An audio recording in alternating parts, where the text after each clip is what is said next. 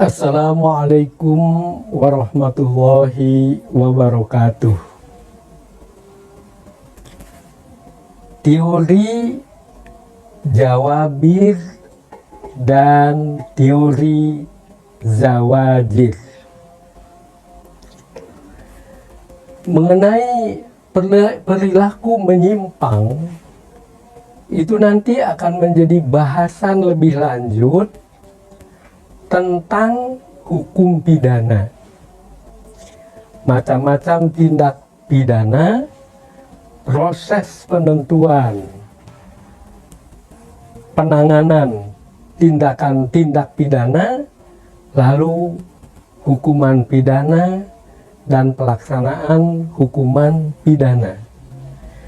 Dalam Islam menyangkut satu teori, satu nazariyah, pandangan yang serius di kalangan para ulama dari dulu dan sampai sekarang juga, kiranya akan menjadi bahan bahasan yang terus menerus. Dan saya ingin mengemukakan ini dalam kaitan dengan sekarang Indonesia sedang berupaya memperbaharui Kitab Undang-Undang Hukum Pidana. Nah, mengenai pemidanaan dan juga perilaku yang bisa dimasukkan ke tindak pidana, akan diberikan penjelasan sebagai berikut. Ini dari pengetahuan dan pandangan saya, yang mungkin yang lain bisa berbeda.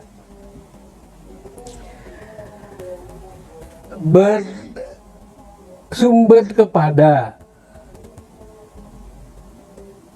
teori An-Nadhariyat fil Fiqhil Jinai al-Islami, buku yang dikarang oleh Ahmad Fathi Bahansi, Profesor Kiai Haji Ibrahim Hussein, salah seorang senior dan guru saya, menjelaskan begini. Teori atau pandangan Jawabir adalah pendapat yang menghendaki pelaksanaan hukum pidana persis seperti hukuman yang secara harfiah disebutkan di dalam nas, dalil, ayat Quran atau hadis. Misalnya, ya, kisos itu dalam pembunuhan dinyatakan kutiba alaikumul kisosu fil qatla, ditetapkan, diwajibkan bagimu hukum bunuh, hukum kisos, hukum kalau membunuh dibunuh lagi. Itulah yang termasuk yang disebut di dalam Al-Quran. Ya, apakah mesti selalu orang yang membunuh diadili terus hukumannya hukuman mati? Apakah boleh diganti oleh hukuman yang lain? Profesor Kiai Haji Ibrahim Hussein menjelaskan pula, menurut teori Zawajir, hukuman yang dijatuhkan terhadap pelaku tindak pidana tidak harus persis seperti tersebut di dalam nas.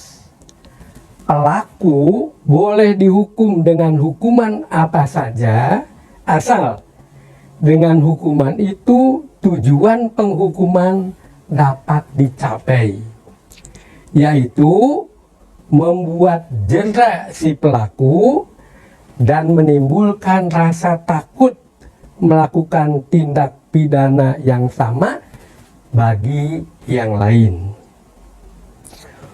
Hukuman pidana sifatnya dinamis dan kontekstual. Ulil amri dapat mempertimbangkan, merumuskan dan menetapkan alternatif terbaik mengenai hukuman yang perlu dijatuhkan. Yang terpenting dan yang prinsip sekali ialah bahwa setiap pelaku pelanggaran, lebih-lebih kejahatan, jadi artinya pelanggaran berat, itu harus diusut, harus diadili, dinyatakan bersalah atau tidak, melakukan kejahatan atau tidak. Kalau terbukti melakukan kejahatan, lalu apa hukuman yang perlu dijatuhkan kepadanya?